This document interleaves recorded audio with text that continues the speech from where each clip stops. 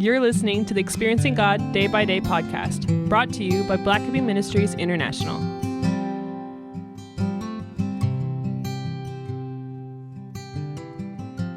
August 3rd, Asking for Mountains. Joshua 14, verse 12. Now give me this hill country the Lord promised me on that day, because you heard then that the Anakim are there, as well as large fortified cities. Perhaps the Lord will be with me, and I will drive them out as the Lord promised. Caleb's faith in God never wavered, though everyone around him doubted. God convinced Caleb that the children of Israel should enter the promised land, but the people were intimidated by giants and fortified cities.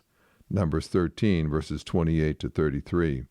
Their disbelief forced Caleb to wait 40 years in the wilderness before he finally entered the promised land. Even after all those years, Caleb was as confident as ever in God's power.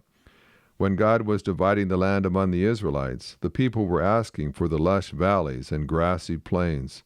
Caleb asked for a mountain. The Israelites had driven their enemies into the mountains where they had built fortresses. This did not intimidate Caleb. He asked for a challenge. He did not trust in his own strength, but in God's presence.